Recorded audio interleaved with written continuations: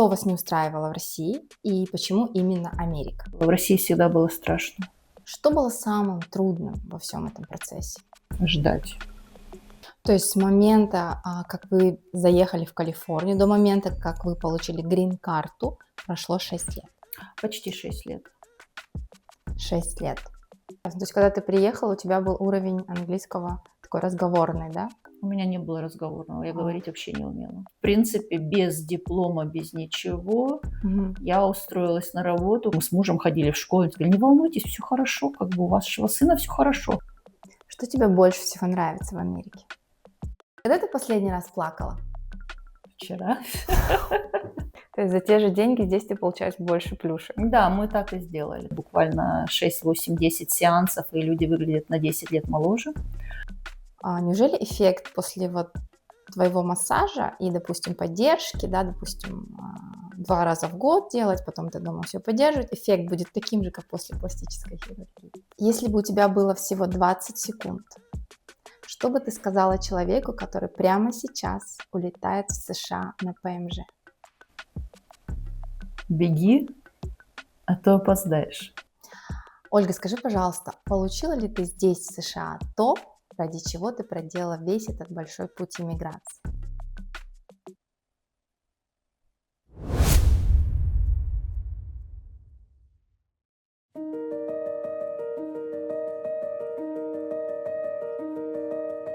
Это Оля. Она живет в городке Лукас к северо-востоку от Далласа с мужем, младшей дочерью и котом Кисой по кличке Налоговый инспектор, потому что он всегда берет взятки на кухне и пробует их на зуб. Любовь к кулинарии у Оли не отнять, но больше всего ей нравится готовить необычные десерты, вкуснейшие букеты из зефирных цветов.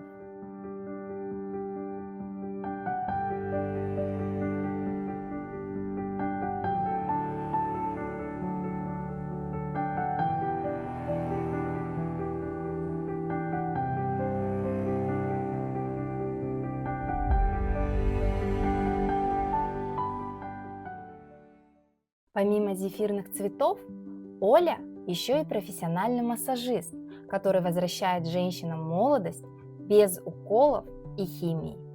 Только руками, только заботой.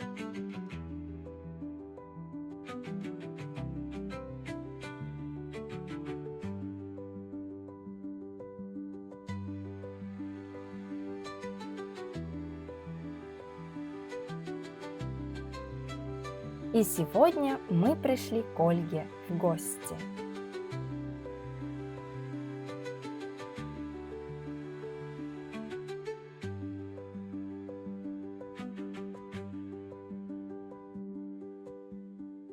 Приветствую, друзья! Вы на канале Unpacked. И сегодня мы в гостях у Ольги Бонд, которая когда-то, будучи успешным финансистом Московского банка, решила переехать в США и начать здесь новую жизнь. Привет, Оль! Привет, Айнур. Оль, скажи, пожалуйста, почему вы с семьей решили переехать в США? Что вас не устраивало в России и почему именно Америка? Мы решили переехать в США, потому что мой муж нашел работу в Америке, и поэтому выбора другой страны не было, была возможность уехать, и мы уехали. Как давно это было и из какого штата все началось? Это было 17 лет назад, очень давно. Это началось с солнечной Калифорнии, и именно поэтому я согласилась уехать в Америку, потому что он сказал: мы едем в солнечную Калифорнию, мы не едем куда-нибудь в маленький штат, мы не едем куда-нибудь в холодный штат на Аляску. Ты мечтала о тепле, мы едем в солнечную Калифорнию. То есть ему предложили работу в Калифорнии, и вы всей семьей поехали по его рабочей визе? Да, так и было. Мы все вместе собрались и уехали в Калифорнию по рабочей визе. Скажи, пожалуйста, какое было твое первое впечатление о стране? Мы сначала сюда приехали на каникулы, на разведку. Он меня привез в марте месяце, чтобы мы посмотрели, что и как. Первое впечатление было очень много солнца. После Москвы в марте в Москве солнца нету никакого. С ноября по апрель, наверное, Москва вся без солнца. Мгм. Вот. И мы приехали, дело было в марте, было очень-очень тепло и солнечно. Я отказалась мазаться санскрином, сказала, я никогда не сгорала, мне не надо. На удивление я сгорела. Мгм. То есть впечатлило, было, да, было очень тепло. Казалось, после Москвы было очень тепло, хотя в тот момент там где-то было, наверное, градусов 15, 16, 17 Цельсия. Но я помню, что мы ходили в футболках и в шортах, и казалось, что это уже лето. Мгм. Это, конечно, очень сильно впечатлило. Впечатлил также запах Лос-Анджелеса. После Москвы Лос-Анджелес казался раем, который ароматно пахли цветочки, все вокруг цвело. Я помню, что я возле каждого кустика фотографировалась. Что тебя удивило больше всего? Наверно, при обилии солнца холодный океан. Океан реально в районе Южной Калифорнии, он реально как бы холодный, он никогда не прогревается. Мгм. И ожидая как бы солнечную погоду, ожидая солнца, Мгм. очень сильно хотелось бы теплой воды. Наверное, это было удивлением, потому что лезть в холодный океан совсем не хотелось. А что тебя, наоборот, больше всего разочаровало? Наверное, наличие, сомнительных личностей в центре города Лос-Анджелеса. То есть на бульваре Звезд было очень как-то грязно и очень неприятно, и очень не хотелось там проводить долго времени, и фотографироваться возле звезд тоже не хотелось. Мгм. Сколько лет вы прожили в Калифорнии, чем ты там занималась? В Калифорнии мы прожили 12 лет. Поскольку мы приехали по рабочей визе, я имела право на учебу. На самом деле даже как бы право учиться я имела там после 13 месяцев проживания в Калифорнии. Нужно быть резидентом штата Калифорния, чтобы учиться по приемлемым ценам. Первый год я училась в адалт-школе. Это в то время было бесплатно. Вот это вот, наверное, очень сильно порадовало и удивило. То есть как бы нам не нужно было покупать никакие учебники, нам все распечатывалось, все раздавалось, все это было абсолютно бесплатно. Вот это вот удивило уже не в момент приезда, знакомства, так скажем, не во время нашего отпуска, а в момент, когда мы уже приехали осенью по рабочей визе. М. И не прошло и недели, я пошла заниматься в школу. Вот там, да, там реально была хорошая помощь с точки зрения материальной. То есть не нужно было платить за уроки, не нужно было платить за книжки. Все выдавалось реально в распечатанном виде. Через буквально год-полтора все это очень поменялось. То есть поменялся закон, который запрещал распечатывать какую-то информацию. Видимо, закон, да. Урезали бюджет? Бюджет, наверное, на тот момент еще был. Они не имели права.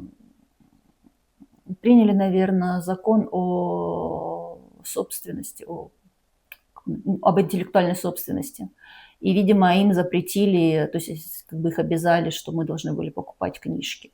Книжки очень дорогие, то есть как бы если я брала 4, 5, 6 классов, за каждый учебник нужно было отдать от 30 до 40, может, до $50. Ого.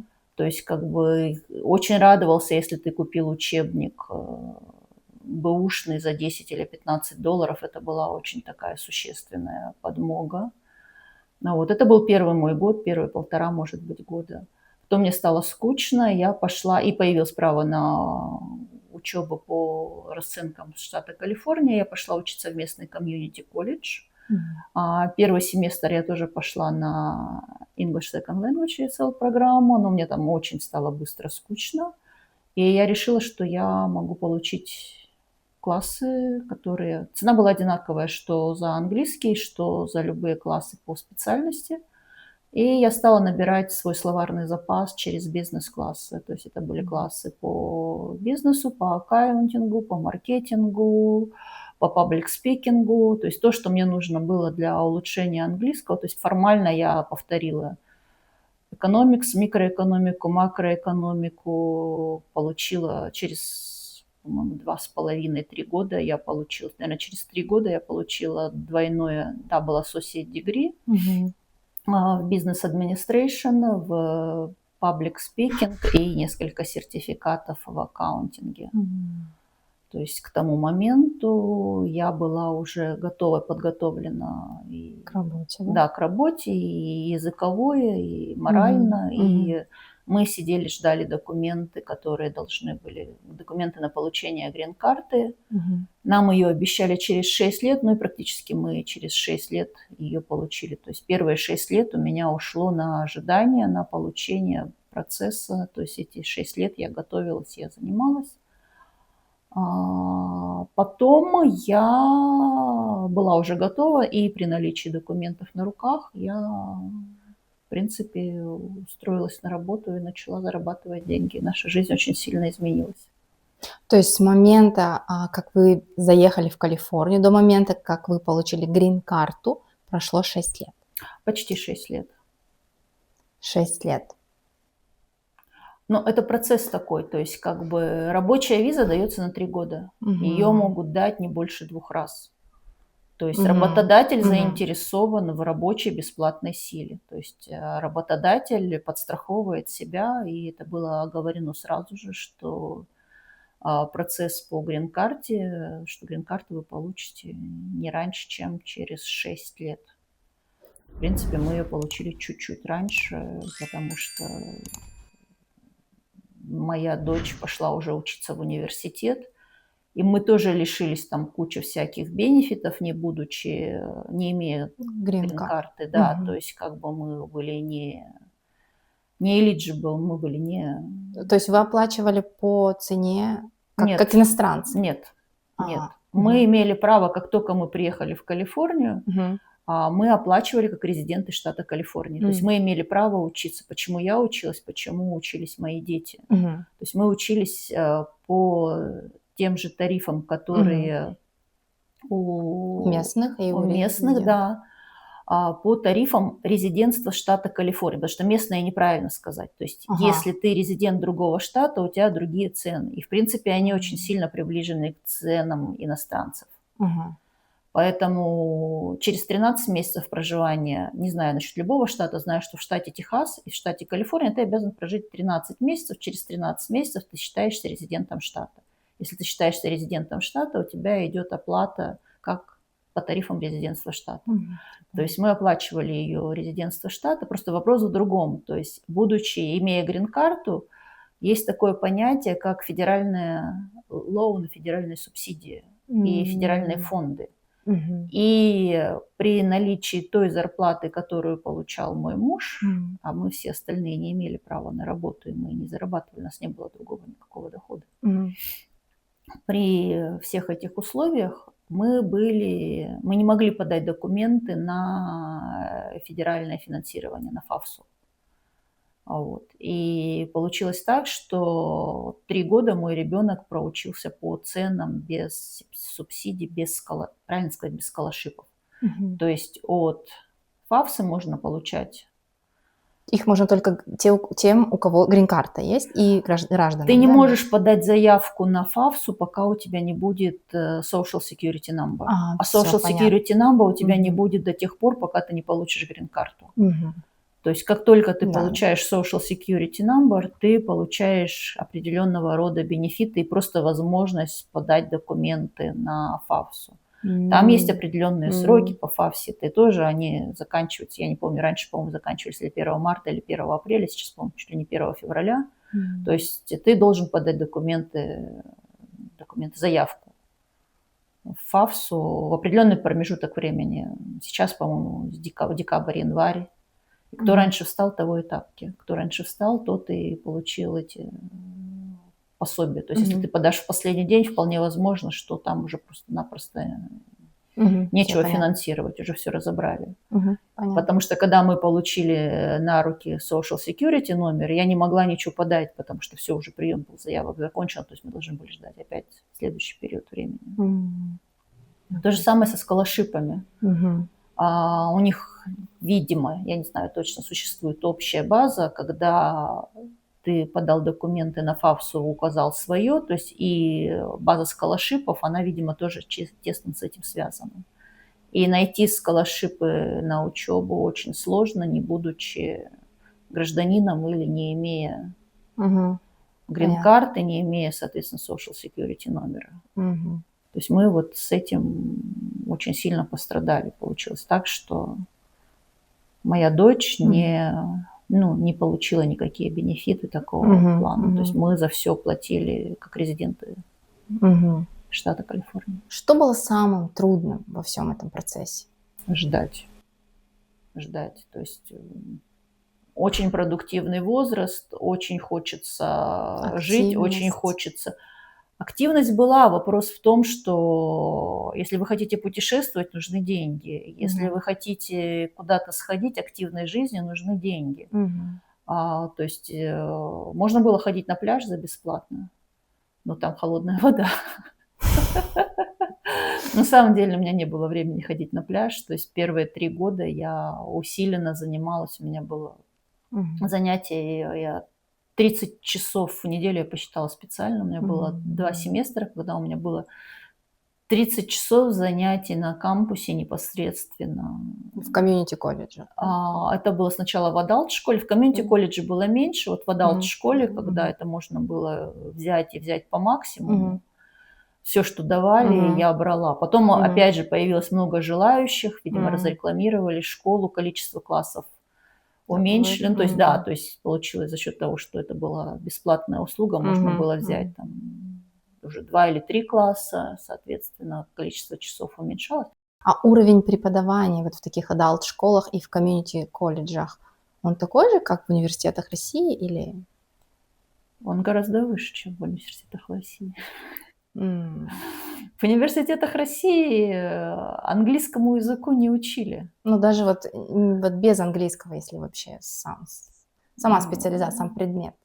Ну, мне нравилось здесь больше, Мгм. и я бы сказала, что уровень преподавания комьюнити-колледже был выше уровня преподавания в университете, где я училась. Но опять же, комьюнити-колледж – это первый, второй год университета. То есть Мгм. это по факту базовое образование, которое можно получить здесь, не М. уезжая далеко от дома, не тратя на затраты Как на вот. проживание, на Мгм. питание. То есть можно жить возле дома, получить Мгм. Да. первые 2 года необходимо 60 юнитов получить, Мгм. и это будет остальные 60 юнитов можно получить, в известном университете. И, в принципе, то, что мы сделали для моих детей, это существенно сэкономило наш семейный бюджет, особенно в то время, когда у нас был один доход на четверых, очень тяжело было. Ты получил определенное количество кредитов, потом дальше ты начала подавать. Получилось так, что я еще не закончила свой последний семестр,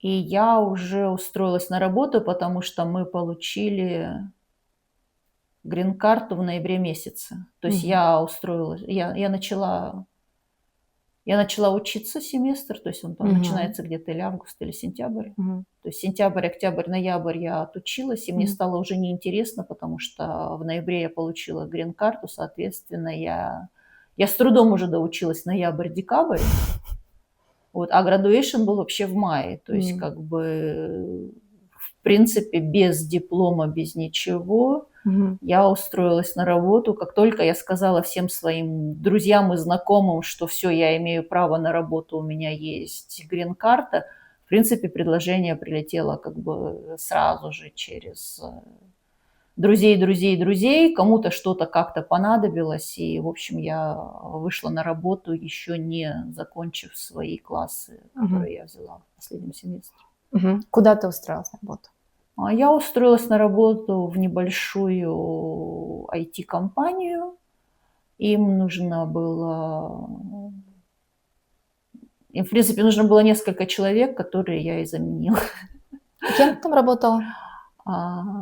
Официально меня позвали на должность тестировщика. М. То есть они делали продукты для банков, и поскольку я до этого работала в банках, М. я была знакома со многим. Мне было как бы не нужно, им не нужно было объяснять, как работают банки, как работает программное обеспечение в банке, что делают в банках. То есть у меня все это Мгм. багаж знаний был с предыдущих М. моих с Россией, с предыдущей, М. скажем, с предыдущей жизни. Твой бэкграунд позволял тебе. Да, мой бэкграунд позволял мне, знание английского уже тоже позволяло, и, в принципе, меня позвали на работу тестировщика. Плюс им в офисе нужен был офис-менеджер, плюс им нужен был, да, то есть Разнорабочий. разнорабочий, да, подай, принеси, приготовь, заполни холодильник, М. и не забудь в это время еще и потестировать. Ну, в общем, я всем этим занималась, и все было хорошо. Мгм. Сколько ты проработала там? Я там проработала не очень, ну, наверное, около года я там проработала. А потом дальше? А я продолжала все время искать, потому что, в принципе, там были не те деньги, на которые я бы хотела работать. Не та работа, ради которой я, так скажем, училась, не та работа, ради которой я мечтала. То есть это была палочка-выручалочка на вот этот вот год, чтобы найти что-то более существенное, то, о чем я мечтала. Ну и как Мгм. только подвернулась возможность уйти на работу в банк, я Мгм. как бы тут же променяла работу в IT-компании на работу в банке. В какой банк и как? Небольшой калифорнийский банк, и департамент, который меня интересовал, он был недалеко, так скажем, от моего дома. Мне не нужно было ездить час или полтора до Лос-Анджелеса. А, Я туда попала через нетворкинг, через знакомства, так скажем. То есть я очень сильно хотела попасть. То есть я делала ресерч, я нашла, в каких банках есть департаменты, которые меня интересуют.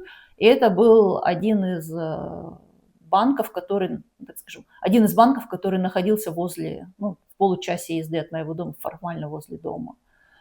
Вот. Соответственно, я стала искать людей, которые там работают, и вообще людей. Нет, на самом деле все было не так. Я начала искать людей, когда я закончила университет, когда я закончила комьюнити-колледж. Я завела профайл на LinkedIn и искала любые возможности, потому что у меня уже был сертификат по аккаунтингу, по финансам, по банкам. То есть я рассматривала любые варианты, Мгм. куда можно устроиться в финансовую сферу. Мгм. И в какой-то момент я нашла человека, который делает бизнес-митинги. То есть я заинтересовалась, я с ним связалась, он меня пригласил на этот бизнес-митинг. То есть это своего рода как meetups, если вот знаешь, М. что такое meetups. Ну, то есть это не была программа meetups, это был через Мгм. LinkedIn. Он М. меня пригласил на эти митинги, я стала туда приходить регулярно. Мне кажется, что это было раз в месяц, наверное, сейчас уже не помню. Мгм. Вот. То есть там были люди абсолютно разные, не только финансовые, не только финансисты. То есть это были люди разного бизнеса. Мгм. А, Там я познакомилась с банкиром, который работал именно в этом банке. Я рассказала ему свою историю, Мгм. рассказала, что и как, на что он мне сказал: хорошо, я спрошу. То есть я знаю человека в этом департаменте, я спрошу. На следующий митинг он мне сказал: к сожалению, Мгм. не получится у тебя ничего. То есть я даже хотела устраиваться теллером на работу, чтобы потом попасть в этот департамент, то есть чтобы пройти через теллерство, чтобы лишь бы попасть в банк на работу. Вот, так скажем, инсайдерская информация мне сказала, что они никого не берут на работу в этот банк. Нет, не в этот банк, в этот отдел со стороны с улицы. То есть они брали только М. изнутри, только с инсайдера. Вот. И, в общем, я не очень сильно этого хотела. И мы даже в свое время там искали недвижимость недалеко от этого банка, потому что я не хотела как бы далеко ездить. Вот. И мы то есть я уже решила, что все, я переключилась с этого района на другой, стала искать там, где мы живем, там, где наши друзья все живут. Мгм. И вот, в августе мы покупаем свою недвижимость там, где живут все наши друзья. И вот только мы как бы заключаем сделку, подписываем договор, дело это было в пятницу вечером, Мгм. а буквально в понедельник днем мне звонят М. и говорят: приходи на собеседование. Так что вот так вот. Ты как бы отпустила ситуацию, и Да, и тут вопрос же как бы это разрешился. вопрос в том, что это стало не 15-20 минут, как я планировала, то есть это стало 35-40 минут без трафика, ну или М, 1,5 часа, если это, соответственно, в час пик ехать и трафик. мгм. То есть процесс был такой, классический процесс, ты проходила интервью, все этапы. Да, то есть как бы я познакомилась, с банкиром из этого банка. Он знал про меня, он где-то когда-то спросил и сказал, что нет. Потом оказалось, что этот департамент очень сильно расширяется, и они стали набирать очень-очень много народу, и они не могли найти подготовленных людей или достойных людей со всего банка, и они открыли двери для тех, кто в банке не работал. Встречалась непосредственно со своим будущим директором-начальником и встречалась, наверное, с другим тимлидом. То есть они меня собеседовали, поговорили. Ну, видимо, видимо, все срослось. То есть меня взяли на работу туда, в банк. И там я проработала 6 лет. А, те знания, которые ты в комьюнити-колледж получила, пригодились? Нет. Но за исключением языка, то есть нельзя сказать. То есть если бы я сидела дома, естественно, мой английский был бы очень слабым. А благодаря комьюнити-колледжу у меня была возможность, разговаривать по-английски, потому что, дома английского языка не было. То есть у Мгм. нас вообще было правило, что мы дома говорим только по-русски, чтобы М, поддержать язык, с мгм. детьми. Ясно. То есть когда ты приехала, у тебя был уровень английского такой разговорный, да? У меня не было разговорного, я А, говорить вообще не умела. Я м, умела переводить со словарем. понятно. С бумажным словарем переводить я умела. То есть у меня как такового и разговорного не было. Ну, то есть, словарный запас был очень слабый, Мгм. а разговаривать никто не умеет. Понятно. То есть, даже те, кто учат язык в спецшколах, у кого английский каждый день, они могут прекрасно читать, они могут прекрасно переводить, они могут прекрасно отвечать на грамматические вопросы, а Мгм. разговаривать они не могут. Я просто говорю на основе того, что как сдавал тесты мой сын, М, какие проблемы были у моего мужа, и м, потом приезжали дети знакомых, которые учились здесь, м, в школах недолго. Мы тоже проходили эти же тесты с ними. То есть у них все тесты по чтению, по грамматике стоят пятерки, а разговор у них стояла единица. Ну, то есть там мгм. система с 0 до 5 Понятно. тестирования для детей. Им не ставили даже двойку, не говоря про тройку. То есть у них были все М, пятерки и четверки, м, кроме разговорного. Разговорный – это чаще всего единица мгм. после российской школы. Российская школа не учит разговаривать. А еще такой вопрос. Сколько было детям на тот момент, когда вы переехали, и как прошла адаптация у них? Моей дочери было без нескольких дней или недель 16, почти сыну было 13, когда мы приехали. Адаптация происходила по-разному. У дочери был очень слабый английский, она его не изучала, и ей было очень тяжело. И она как раз вот по этой тестированной системе, у нее были нули и единицы, и даже, по-моему, двоек не было. То есть ее отдали в школу, это была середина учебного года, то есть уже классы были набраны, и она очень много времени и сил тратила на учебу. Мгм. Сыну было очень легко, потому что он учился в физико-математической гимназии с углубленным изучением английского языка. Мгм. В общем, он приехал, он был у нас в 8 классе, и весь английский он сдал превосходно на... То есть он даже не попал. То есть дочь у меня сразу же попала в SL-программу, сын у меня не попал в Мгм. SL-программу. Ему было откровенно скучно, ему было неинтересно, и на все он забил большой жирный болт, и 3 года он ничего не делал вообще в школе в американской. То есть его неправильно протестировали по английскому, его неправильно протестировали по математике, Мгм. и он сидел и...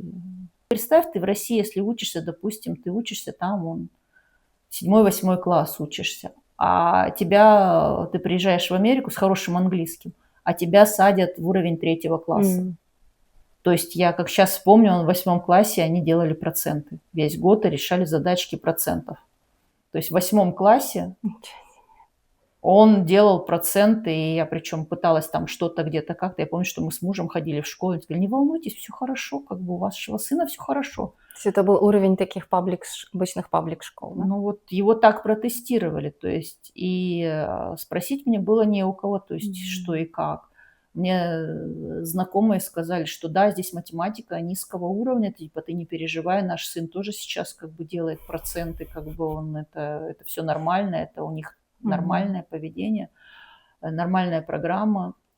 О том, что программа, то есть они его неправильно протестировали, он пошел, то есть, а на самом деле потом, когда мы получили документы из, опять же, это была середина года, когда он заканчивает middle school, его переводят в high school, в 9 класс, и я вижу, что там дается такая табличка, и в этой табличке указано, что математика может быть 1 уровня, 2 уровня и 3 уровня, а может быть advanced или gifted and talented advanced уровень. То есть математика по факту была 4 уровней, и он должен был быть в 4 уровне, который gifted and talented.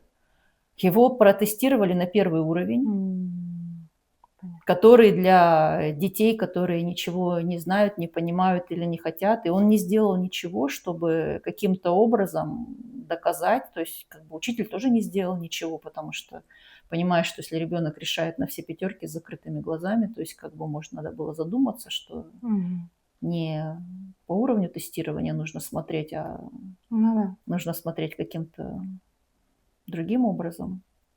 То есть, ну, так скажем, о том, что наш ребенок сидит и в школе ничего не делает, мы узнали в конце 10 класса.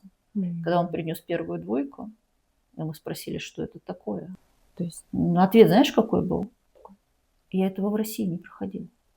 То есть 3 года он сидел на запасе знаний из России. То есть как бы... Да, мы пытались догнать через комьюнити колледж, мы пытались догнать через summer school, мы пытались, но опять же, пытались я и мой муж, но потом мы сказали, нет, мы этого не будем делать. Потому что если ребенок этого не хочет, насильно не заставишь. Ну и, в принципе, американская школа отбила у него всякое желание учиться. Он отказался сдавать SAT-тест в школе, пробный. А можно не сдавать? Можно не сдавать. А как дальше будет оцениваться при поступлении в университет? Но он не хотел поступать в университет. Он решил, что он идет в комьюнити колледж. Для комьюнити колледжа тест SAT не нужен. Если бы можно было изменить какое-то решение в твоей жизни, что бы ты сделала иначе? Я бы в 17 лет уехала учиться в Америку. Я бы не стала учиться в России. Так же, как и не стала бы работать в России после окончания университета. То есть я бы по возможности собралась и уехала, как только это возможно, пока мозг впитывает как губка, чтобы успеть все. Скажи, пожалуйста, легко ли было найти друзей, когда вы переехали в Калифорнию? И кто они были? В основном такие же иммигранты с СНГ или местные американцы? У меня было очень много иммигрантов, потому что все свое время я проводила в адалт-школе. В большинстве, да, были иммигранты из постсоветского пространства. Вы до сих пор с ними дружите? Да. А местные, почему не местные американцы?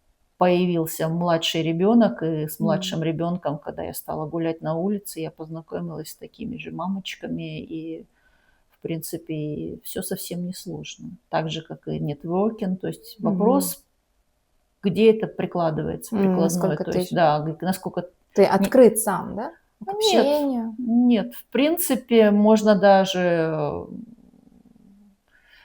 сильно не открываться, реально, то есть вот в том районе, где мы жили, все соседи были, то есть мы приехали, у нас стояли подарочки под дверью, welcome гифты, то есть как бы, да, то есть можно было прийти на чашечку кофе, можно было к себе позвать, можно было в бассейне вместе сходить, поплавать, можно было какие-то мероприятия делать, то есть были мероприятия в комьюнити, и в принципе...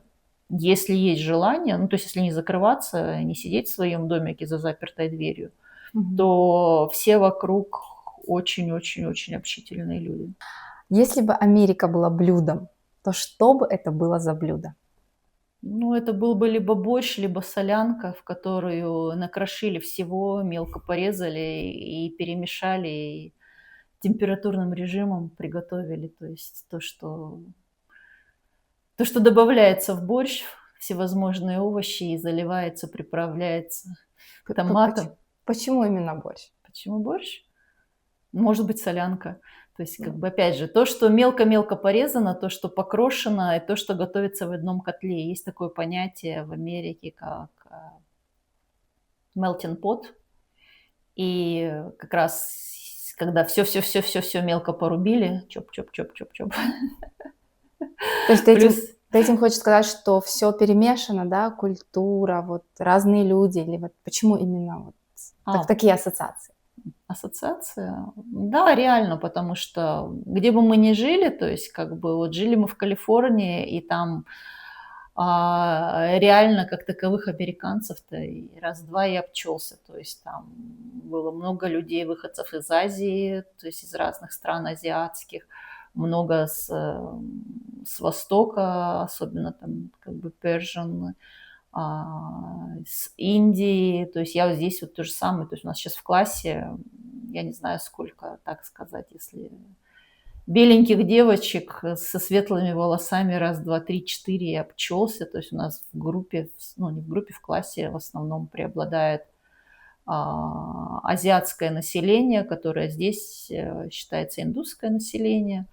И разговаривая как бы с другими родителями, я думала, что они иммигранты. Нет, то есть они говорят, мы родители в 70-е годы бежали из М. Пакистана. То есть я думала, что они индусы, они нет, мы, говорят, из Пакистана. То есть и они, в принципе, уже родители, рожденные здесь, в Америке. Мгм. То есть очень много смешанных браков, очень много. В комьюнити-колледже, когда я училась, особенно вот speech and debate, у нас там у американских преподавателей все жены были азиатки. Я не знаю почему, кореянки, китаянки. Не знаю, они там даже шутили, смеялись на эту тему, что у них там смешано. Потом, опять же, вот у моего начальника который меня брал в банк, у него тоже жена, как бы он американец, жена азиатка, то есть как бы наши русскоговорящие или там, как сказать, выходцы из постсоветского пространства, правильно, политически корректно выразиться. Ага. То есть как бы очень много у девочек, у кого мужья американцы, но я встречаю, у кого мужья и индусы, и М. пакистанцы, и выходцы из Израиля, и М. Мгм. не знаю, с любых стран, и это как бы реально все перемешано. В этом как раз таки и преимущество и фишка Америки, что здесь такой микс, каждая культура привносит что-то свое, и такой симбиоз, и что-то новое образуется, да? Как думаешь? Да, конечно, но я тебе другое скажу. Я же росла как бы в Советском Союзе. Это были годы махрового Советского Союза, 70-е, 80-е, когда в наши как бы сердца и в головы, и в пионерии вбивали, что мы все как бы вот мы все равны, мы все 15 республик, мы все одинаковые, мы все живем в союзе, и вот все равны, и все. Но все равно что-то чувствовалось, какая-то там, я не знаю, натянутость, дискриминация. Хотя я М. жила на Дальнем Востоке, у нас как бы было все это совсем не так, как в Москве или где-то в Питере, или в Мгм. других, не так, как, опять же, там в Прибалтике или еще Мгм. где-то. Вот. Но когда я приехала сюда, вот я реально поняла, что вот то, что там говорили, то было неправда, а правда это вот здесь, вот, потому что реально все равны, все одинаковые, у всех абсолютно равные права, и неважно, ты мужчина или женщина, то есть как бы здесь в карьере женщинам относительно не так сложно сделать карьеру по сравнению с тем, как было это тяжело сделать карьеру, так скажем, в постсоветском пространстве женщине. Хотя говорят одно, а по факту получается, что здесь именно то, что много-много говорилось, много лет говорилось, а нашла я это все как бы не там, а здесь. Что тебе больше всего нравится в Америке? Природа и погода. Мне нравится солнце, мне нравится тепло. Мгм. Мне здесь очень комфортно. Когда наступил тот момент, когда ты почувствовала, что США — это твой дом, что ты не иммигрантка, а местная? Наверно, когда мы получили грин-карту и появилась возможность как бы не только учиться, а работать, зарабатывать, платить налоги. Следующий этап, наверно, было гражданство, когда ты принял присягу, и тогда вот смотрите, завидуйте, я Мгм. гражданин. Вот мой синий паспорт. Мгм. Было ли желание вернуться в Россию? Нет, не было. Когда ты последний раз плакала? Вчера. Из-за чего? А, Я очень такой сентиментальный человек, и Facebook подкидывает мне определенного рода рассказики про какие-нибудь исторические персонажи или это очень душевно все. Читаю, переживаю, практически всегда слезы на глазах, когда что-то с кем-то происходит. Сентиментальное. А где ты себя чувствуешь более безопасно? Здесь или в России? Ну, здесь. Здесь. Ощущение безопасности, ощущение спокойствия, ощущение дома. Вот это вот все нравится. То есть в России такого не было? В России такого не было. В России всегда было страшно.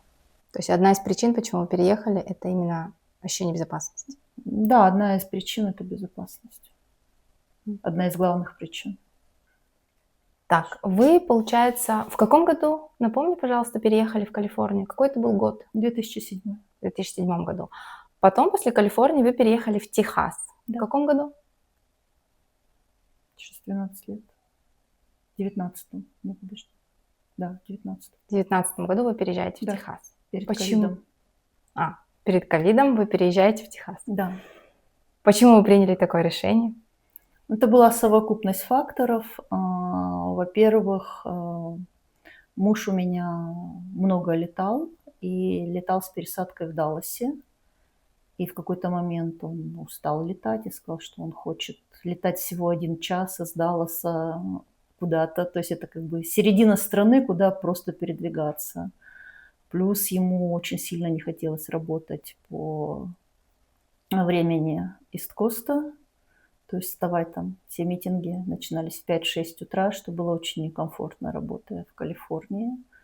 Это с его точки зрения. С моей, когда он мне предложил, здесь в Далласе было, я посмотрела, сделала ресерч, много банков, конкретно департаментов, и я в какой-то степени хотела продвижения по карьере, которое мне не удалось сделать в Калифорнии. И я была уверена, что я смогу продвинуться здесь. И в принципе, отсюда как бы не так сложно лететь в отпуск, если это брать Мексику, не так сложно лететь куда-то в Европу на 2-3 часа, лететь меньше. То есть полеты, Мгм. получается, плюс недвижимость здесь лучше и дешевле, то есть есть возможность купить больший дом с большим участком, завести лошадок. То есть за те же деньги здесь ты получаешь больше плюшек. Да, мы так и сделали. То есть получилось так, что из всего этого вышеперечисленного Мгм. решили, что в принципе мы можем себе позволить переезд, чтобы улучшить наше благосостояние семейное. Мгм. Вы сразу купили дом в городе? Нет, мы не сразу же купили дом. Мгм. Так случилось, что мы не смогли купить тот дом, который мы присмотрели, М. потому что мы не смогли продать тот дом, который у нас был. И М. мы зависли. То есть Вы ждали, пока вы нам продадите. пришлось ждать, пока продастся тот дом, Мгм. арендовать здесь. И, Мгм. в принципе, мы потом не спешили, М. смотрели, очень долго искали уже этот дом. То есть у меня были определенные запросы, как потом оказалось. То есть это был лист из 30, наверное, пунктов. М. Как потом оказалось, первые 5 пунктов — это это не этот дом, в котором мы сейчас М. живем. Главные различия для тебя между двумя штатами? Буквально 3 пункта. Погода, природа, налоги, Окей. школы. Четвертый. Какой штат больше всего нравится? Каждый из них по-своему уникален. То есть калифорнийскую погоду я не променяю ни на что. То есть как бы я скучаю по калифорнийской погоде, но по техасским просторам, то есть как бы в Калифорнии этого нет. Ну, там, где это есть, там нету жизни. То есть как бы там, где мы жили, там просторов не было. Поэтому они очень разные. Они оба огромные, оба богатые и очень разные. Оба прекрасные. Насколько я знаю, ты сейчас в Далласе нашла себя совсем в другой сфере, в других сферах. Ты делаешь необычные съедобные букеты и омолаживающие массажи для лица и тела. Давай сначала остановимся на массажах. Расскажи, пожалуйста, поподробнее, что за техники ты используешь, если это авторские техники, чем они отличаются от других. Делаешь ли ты на все тело, да, я так понимаю, на лицо и на все тело. Расскажи, пожалуйста, поподробнее, почему массажи, банковской сферы и массажи, и, в общем. В массаж я пришла наверное, через депрессию, через ковид. То есть случилось так, что мы переехали сюда, и мне оказалось очень сложно найти работу здесь. То есть мои ожидания не совпали с реальностью. Вот. А, Устав как бы от микроменеджмента в калифорнийском банке, я почувствовала себя не очень здоровым человеком. И, в принципе, я пыталась оздоровить себя. То есть я пыталась... В массаже я пришла через нутрициологию. То есть я сначала увлеклась нутрициологией, но поняла, что на этом я не заработаю, хотя для себя я делаю очень много, для себя, для семьи, для подруг, для окружающих. Я провожу небольшие марафоны по нутрициологии. Но, опять же, популярности в этом я не нашла в русскоговорящем сообществе. И случайно через нутрициологию я пришла, мне, не знаю, Facebook или Instagram подкинул чат очень интересный, подкинул очень интересного доктора. На самом деле несколько докторов. И я стала следить за ними, то есть через Instagram, через Telegram, через Facebook. По-моему, все аккаунты есть у всех. Вот. И я пришла в массажи для себя, то есть чтобы оздоровить себя, оздоровить свое тело, оздоровить. То есть я начала интересоваться именно лимфодренажным массажем, который авторская методика, называется мануальная иммуномодуляция. И благодаря этой методике мне удалось очень сильно поправить свое здоровье. И одна из частей этой методики как раз массаж лица. То есть там есть массаж тела лимфодренажный и массаж лица лимфодренажный. И делая и то, и другое регулярно себе, то есть я заметила, что я реально оздоравливаюсь, оживаю и молодею. А после этого, когда я стала целенаправленно этим интересоваться, заниматься, то есть мне нужны были модели девочки, на ком бы я тренировалась, и мы получили прекрасные, превосходные результаты, буквально 6, 8, 10 сеансов, и люди выглядят на 10 лет моложе. Вот. И Facebook, опять же, стал мне подкидывать, поскольку я стала этим интересоваться, мне стали подкидываться другие варианты, другие методики, другие авторские возможности обучения. То есть вот уже на протяжении, наверное, 3 лет я регулярно что-то покупаю, то есть стабильно. Я стараюсь не покупать раз в месяц. То есть ты постоянно развиваешься. Да, я постоянно что-то покупаю, потому что я очень часто бью себя по рукам, такая, так, хватит, нужно закончить предыдущее. То есть в общей сложности у меня, наверное, куплено курсов и получено сертификатов от, наверное, 5 или 6 разных учителей, разных наставников. И, в принципе, выбрав самое лучшее, собрав то, что комфортно мне, то, что подходит моим клиентам, я делаю, то есть, в принципе, я делаю массаж по авторской методике. То есть я часто не могу сказать, что я делаю именно иммуномодуляцию, нет. То есть кроме я ее добавляю и скребочки гуаша, и могу добавить баночки вакуум, и могу добавить разные методики, которые я изучила, и где-то добавить красный свет, где-то добавить тепло, где-то добавить что-то связанное с нейродинамикой. Ну, то есть как бы от каждого зависит непосредственно. Каждый человек, он уникален. И каждому делать по По одному шаблону, по шаблону. одному шаблону нет. Это, во-первых, это не мое, а во-вторых, оно и не нужно. Зачем делать то, что человеку не нужно? То есть очень важно сделать правильную диагностику, очень важно понять, как это работает и как это сделать. То есть бывают такие ситуации, что реально я делаю фотографии до сеанса, я делаю фотографии после сеанса. И вот за час-полтора уже меняется человек, уже видно изменения. Не у всех и не всегда. Я не могу гарантировать, что это не волшебная таблетка. Нет, ее не существует. Но все, кто приходит на курсы, я имею в виду курс массажа, все преображаются. То есть реально Сколько есть сеансов? возможность. Сколько сеансов нужно? Я рекомендую 8-10 сеансов. Но бывает так, что и достаточно 5-6. Но, так скажем, по лимфодренажу после 8-го сеанса результат как бы он реально будет, он существует. Он вполне возможно может быть раньше. Но, опять же, каждый уникален, каждый по-своему разнообразен. И даже очень сильно зависит от того, кто как позавтракал, кто как поспал, кто какого вина сколько на ночь выпил. То есть это может быть очень сильный откат, это может быть очень сильная поддержка в виде водного режима, баланса питания. То есть все в нашем организме, все взаимосвязано. И получается, что массаж – это не только массаж. Массаж – это режим сна, это режим дня, это режим питания. Это опять же упирается в нутрициологию. То есть когда клиент ко мне приходит уже больше там 3, 4, 5 раз, то есть каждым разом мы дальше смотрим, а что можно добавить, а что, может быть, что-то убрать. Сколько сеансов нужно принимать в год? Сколько сеансов нужно пройти в год в среднем, ну, чтобы результат сохранять? Самое лучшее сделать изначально несколько сеансов в очень короткий промежуток времени, ну, типа Через день. понедельник, среда, пятница или понедельник, четверг, вторник, пятница. Ну, то есть 2-3 раза в неделю – это самое лучшее. И сделать их 5, 6, 7, 8.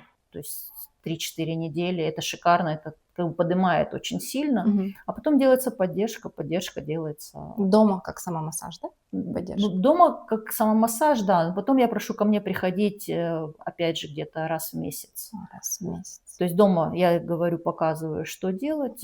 Потом говорю, приходите ко мне раз в месяц. То есть либо можете вообще ко мне не приходить и прийти опять как бы через там 7, 8, 9 месяцев, прийти опять на вот этот как бы блок. Ну, то есть сеанса. 2 раза в год, да, грубо говоря? 2 раза в год идеально, да. И если между ними еще раз в месяц, то это вообще, то есть это как бы это красота обеспечена. Но у всех же нехватка времени, то есть как бы очень сложно найти тех, кто ходит хотя бы раз в месяц, раз в 2 недели. То есть у меня есть несколько клиентов, которые ко мне приходят раз в 2 недели. И, в принципе, у нас, нам удается поддерживать. Но это тоже нужно понять, что это возрастные клиенты, которым 50 плюс, и чем старше мы становимся, тем сложнее это сделать безоперационно, безинъекционно. То есть это все холистический массаж, это только сила пальчиков, сила рук. То есть, скажи еще такой момент, эффект. Неужели эффект после вот твоего массажа и, допустим, поддержки, да, допустим, 2 раза в год делать, потом ты дома все поддерживать, эффект будет таким же, как после пластической хирургии? Сложно сказать, потому что вопрос, что ты подразумеваешь под пластической хирургией. То есть Ну, там можно же… подтяжка хирургическая. Наверное, нет, потому что кто делает подтяжку хирургическую? Тот, кто до 50 лет, до 60 лет своим лицом вообще не занимался. И когда оно плыло и упало все ниже плинтуса, там уже как бы массажем там не подтянешь, потому что им нужна волшебная таблетка. Потому что те, кто занимается и ходят и массажики, и какие-то приборчики, и какие-то лазеры, где-то что-то, куда-то, ходят раз в неделю к косметологу или раз в месяц, они чаще всего не идут на подтяжку. У них достаточно, так скажем, ухоженная кожа, что им подтяжка и не нужна. Поэтому подтяжка – это уже все, это уже…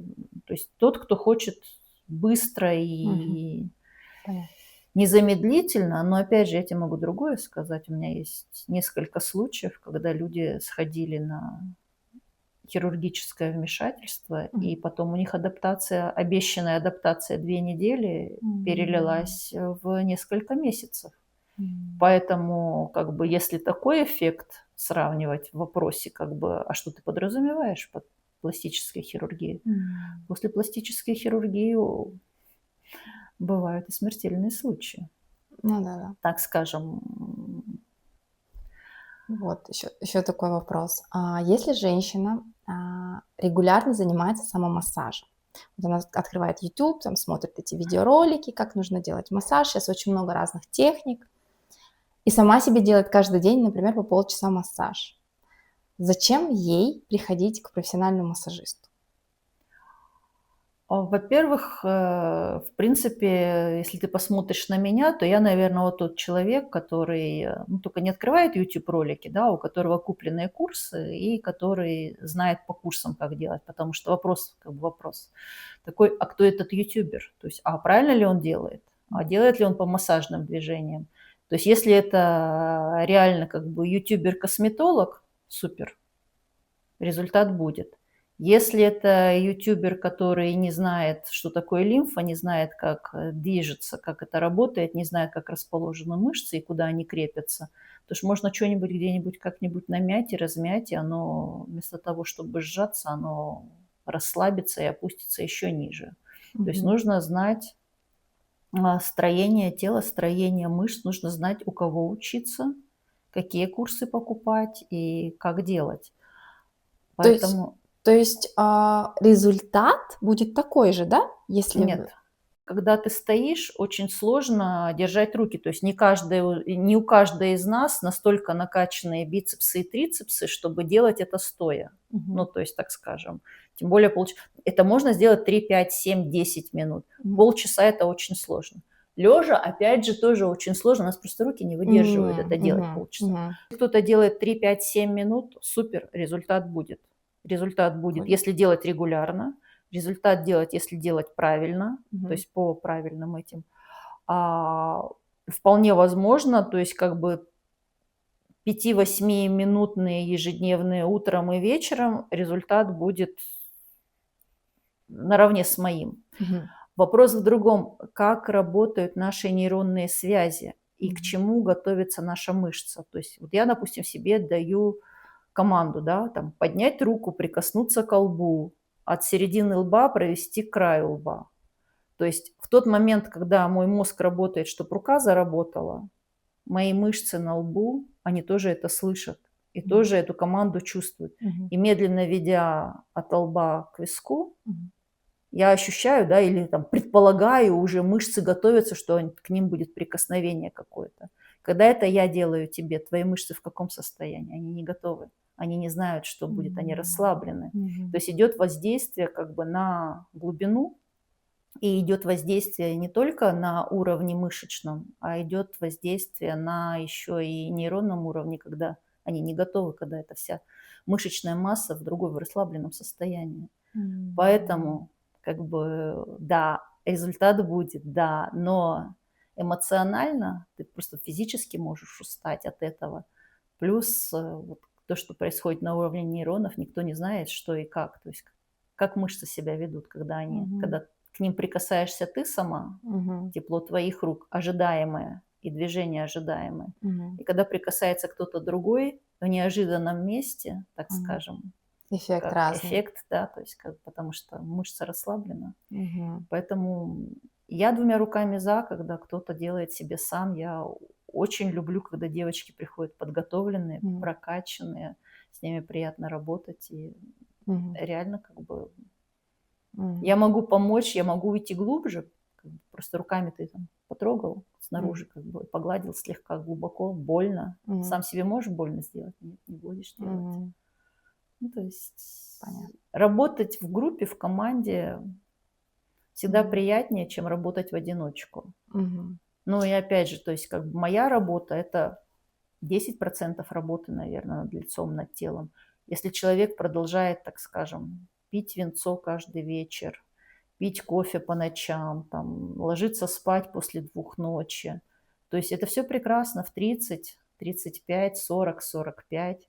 После 45 наше тело и организм говорит: нет, бессонная ночь уже видно, экстра девичник или экстра алкоголь, и все видно, появляются отеки на лице, все как бы наш организм уже хочет режима, хочет сна, хочет, так скажем, хочет ежедневной рутины по расписанию. И как только мы нарушаем эту рутину, я сразу же вижу это на своих клиентах.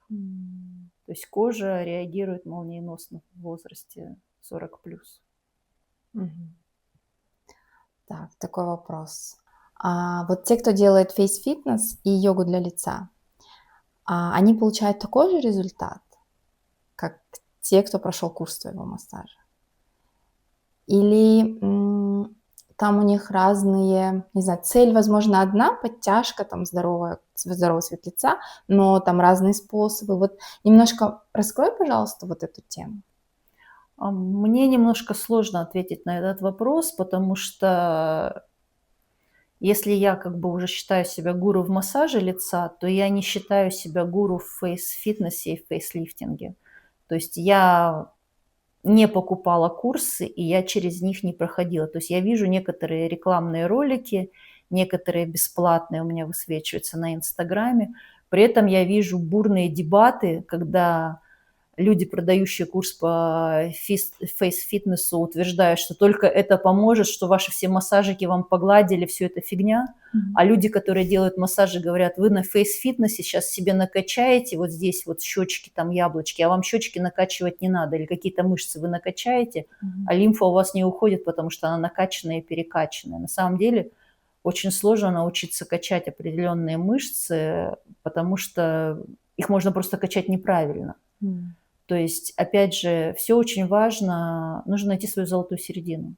Если вы нашли своего мастера и под его чутким руководством вы делаете это, пусть это будет фейс-фитнес или самомассаж, если это идет правильно, с правильным лимфооттоком, с правильным движением, супер, как бы делайте тот продукт, который вам подходит. Если вы отдаетесь в массажные руки массажиста и видите от этого результат, прекрасно продолжайте это делать.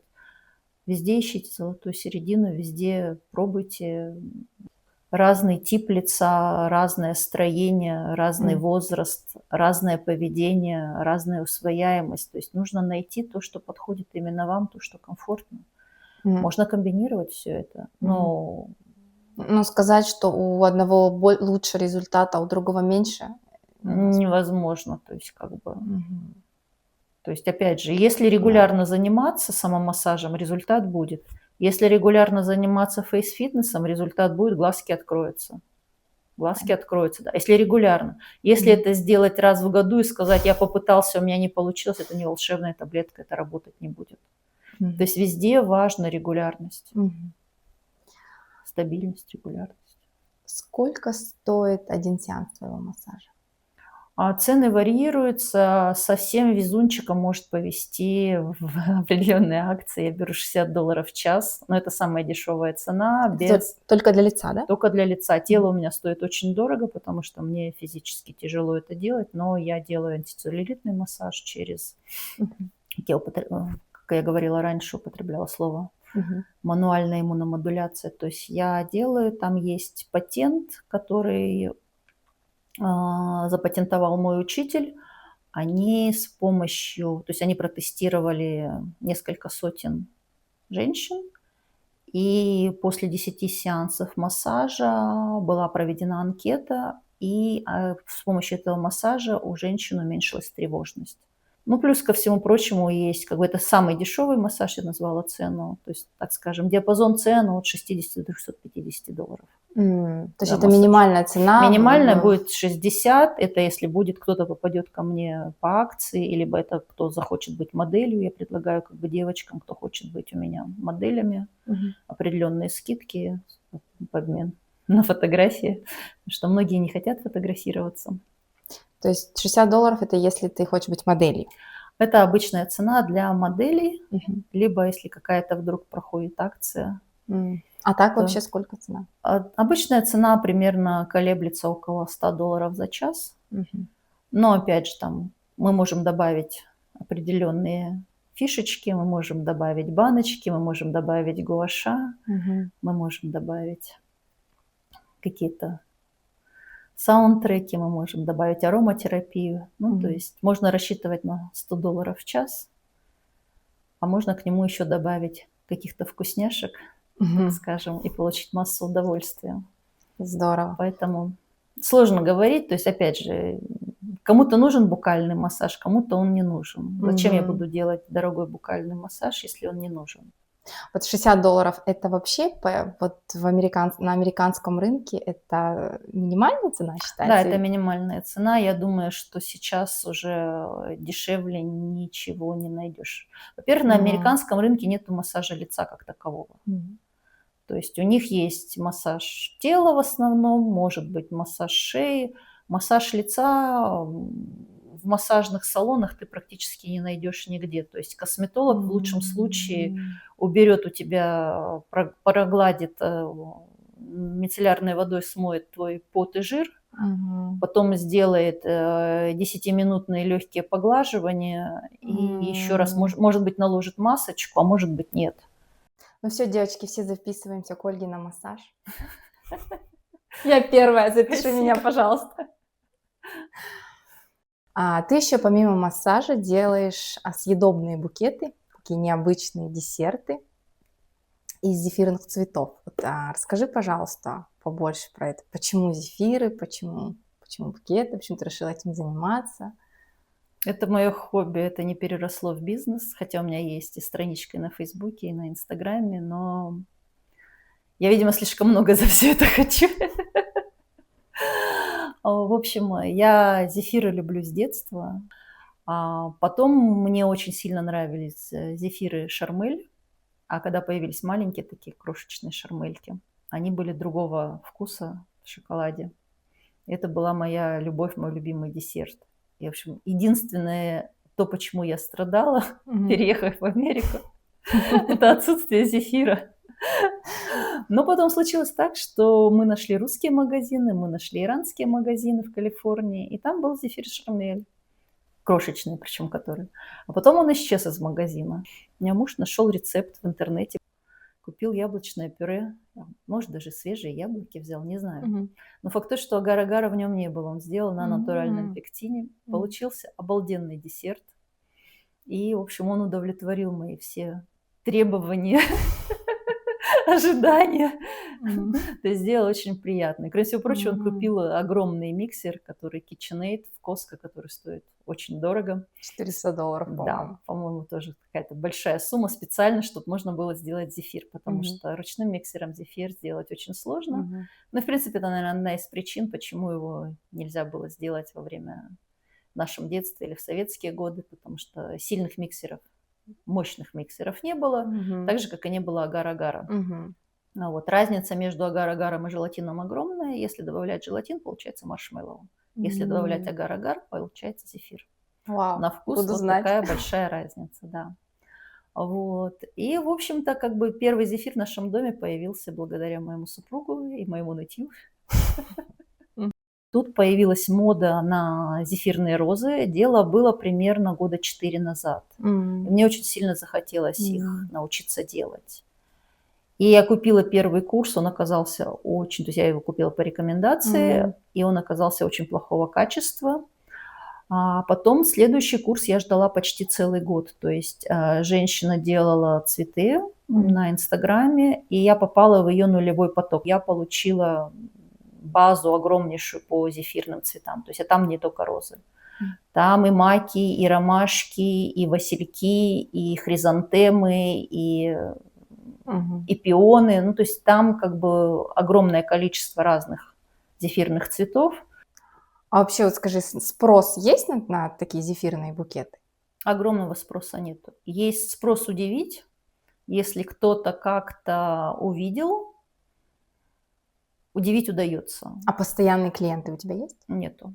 Для постоянных клиентов гораздо проще сделать обыкновенный зефир для еды, М. Понятно. и его покупают на какие-то события, потому что те, кто прочувствовал, так скажем, я бы так сказала, что есть постоянные клиенты, которые либо сидят на кето-диете, либо у которых есть проблемы с сахарами, ну, то есть которые ограничивают прием сахара. А сколько стоит зефирный букет среднего размера? Среднего размера стоит примерно $220-250. То есть как бы... Это тоже средняя цена, да, в Америке? Ну, а в Америке вообще как бы зефирные букеты практически никто не делает, потому что на изготовление подставки, подложки, на это все уходит времени и денег больше, чем на изготовление самих зефирных цветов. Поэтому мне выгоднее всего упаковать зефирные цветы в отдельную упаковку и продавать каждый зефирный цветочек по отдельности, чем продавать упаковку букетом, да, то есть как бы, то есть чаще всего девочки покупают эти букеты именно мамам, либо девочки покупают, делают эти букеты подругам, то есть такого плана. Если просто проще для еды, ну, то есть если удивлять не надо, гораздо проще, легче накрутить стандартные зефиринки маленькие. Ну, я тоже могу, я как бы могу варьироваться, они могут быть от крошечных до размера, то есть как бы по заказу я могу сделать вот, там, от 3 сантиметров до, наверное, до 6-8 зефира. Я видела твои букеты, это прям очень, очень красиво, прям, знаешь, чувствуется, что столько души. Там душа Прям вкладывается, там, вложено, чтобы прям, сделать букет, у меня уходит да, 3 суток, 3 дня. То есть, там поэтому цена очень красиво. $250, она как бы, ну, Да, и прям любой стол украсит, любой, вот, они еще вкусные, необычный, то да, они есть как еще и, бы. да, Но учителя в школе, они говорят, что им жалко кушать цветы эти, то есть вот они прям настолько пишут красиво. сценки, карточки после Они дня ж рождения. хранят их. У меня была гораздо интереснее история. Человек, М. который знал, что я делаю зефир, Мгм. когда получил в упаковке зефирную розу, она открыла эту упаковку, а там закрыто все полиэтиленчиком, чтобы... То есть она открыла, а оттуда был запах фруктовый, не знаю, там клубничный или сливовый, какой-то из запахов был. Мгм. Ну, просто человек понял, что это мыло, и поставил это в ванную. То есть мою зефирную розу поставили в ванную. И когда я через какой-то промежуток времени спросила, ну что, как, понравилось? Она такая, а что, это было не мыло? Она не попробовала. Я говорю, а ты потом попробовала? Она такая, ну нет, она же уже стояла открытая там в ванне сколько-то недель, как я попробую? Я говорю, ее можно есть, оно со временем превращается в очень-очень-очень вкусное безе. То есть когда высыхают мои, Высыхает, они да? высыхают, да, они высыхают методом натуральной сушки и М. превращаются в безе. Но если безе как бы покупное, оно просто хрустит, и Мгм. оно без вкуса. Оно же сладкое. Но оно сладкое, но оно без фруктового вкуса. Оно не Мгм. может быть яблочным, оно не Мгм. может быть апельсиновым, М. оно не... Если я делаю из пюре, соответственно, у меня оно либо клубничное, либо М. сливовое, либо яблочное. То есть получается очень вкусное безе после этого. М. Реально, то есть этот продукт не пропадает никогда. То есть Мгм. если вдруг не съели зефир, то всегда можно съесть безе или поставить в ванну как мыло для украшения. Да. Ольга, скажи, пожалуйста, получила ли ты здесь, в США, то, ради чего ты проделала весь этот большой путь иммиграции? Думаю, что нет. Почему? Почему? Потому что когда я уезжала из Москвы сюда, у меня в планах было получить, ну, так скажем, быстро. То есть я не была готова 6 лет ждать грин-карту, и я была уверена, что я смогу очень быстро найти работу по рабочей визе, находясь здесь. И у меня была еще мечта получить MBA. И когда мы переехали в Калифорнию, возле нас был университет, где, в принципе, мы планировали, и мой муж сказал, что вот мы переедем в Америку, ты как раз вот эти вот 6 лет, пока будешь ждать, получишь свой MBA. И я туда сходила. Я сходила туда на несколько open-хаусов, и я поняла, что я не хочу этот MBA. Во-первых, они хотели за это бешеные деньги, которые я должна была заплатить, либо взять кредит, как бы брать кредит на те деньги, которых у нас не было. То есть, так скажем, за это обучение я должна была заплатить в 1,5 раза больше, чем была зарплата моего мужа в те времена. Мгм. это грязными, это еще без уплаты налогов. То есть, так скажем, это обучение должно было стоить, наверное, 3 его зарплаты на всю нашу семью, если убрать налоги. М. И когда я посмотрела программу курса, я поняла, что я не заинтересована в том, что они дают, и платить эти деньги за вот то, чтобы у меня была корочка MBA, нет. Я как бы отложила это типа на потом, когда я Мгм. устроюсь на работу, и сделаю это потом. А потом оказалась такая ситуация, что понятие overqualify. То есть всегда, когда я М. писала, что я делала в Москве, кем я была в Москве, на каких должностях я работала в Москве, меня никто не хотел брать на рядовые должности или М. даже на руководящие должности низшего уровня. М. То есть от меня как бы, имея то, что у меня было там, у меня должны было быть как бы должности относительно высокого уровня. Но меня никто не хотел туда брать, потому что у меня не тот английский и потому М. что у меня нет американского опыта работы. То М. есть получилась такая как бы бездна между тем миром и этим миром. То есть огромный багаж знаний и опыта, но при этом большая пропасть на знание языка и, может быть, неумение себя презентовать, как бы, потому что реально очень сложно проходить интервью на, так скажем, на такие высокие позиции, даже если тебя отобрали, М. потому что ты просто теряешься из-за того, что ты не понимаешь, о чем тебя спрашивают, у тебя тупо не хватает словарного запаса, чтобы понять, и чтобы понять этот разговорный язык, не печатный язык, а разговорный. И вот из-за вот этих вот всех пропастей ответ нет. Ну, еще не поздно. А уже нету желания. М. Просто ситуация такая, что вот мне сейчас как бы уже с моим возрастом уже скоро как бы на пенсию. И я не Мгм. хочу ездить в офис в Даллас, я не хочу работать по 12 часов, я не хочу бессонных ночей, когда ты ложишься в постели, у тебя в голове крутится, что ты сделал, что ты должен сделать, а что завтра придет OCC тебя проверять, и у тебя там что, куда, как ты с регуляторами, как тебя будет. Я больше этого не хочу. Я все это М. прожила, то есть как бы это прошло через мои, так скажем, болезни и прочее. То есть сейчас я хочу работать для души. Я хочу, чтобы ко мне пришел один-два клиента, Мгм. которому я доставила удовольствие, который ушел от меня довольный, который съел зефирную розу, после этого забрал, ушел домой, угостил кого-то, маму, бабушку.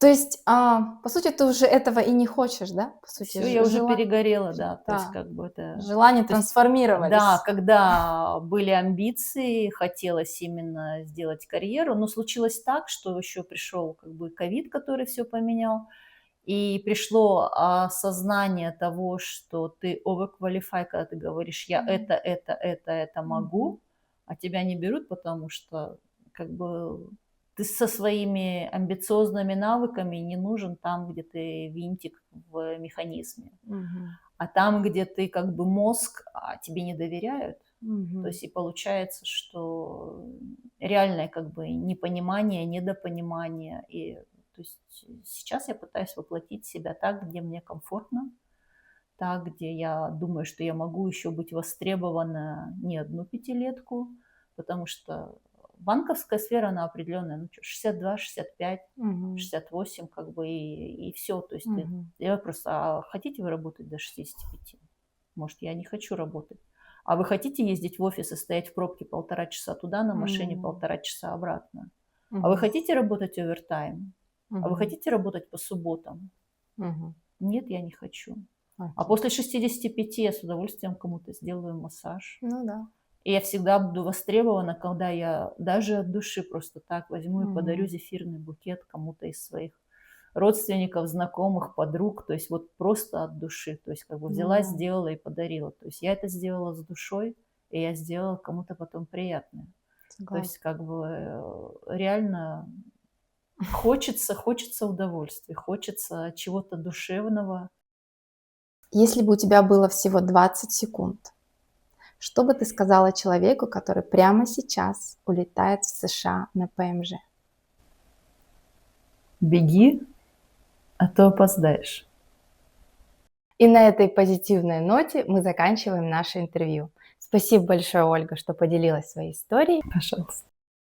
С вами была Айнур и канал Unpacked, где истории распаковываются душой. Без масок, без пафоса. Просто как есть.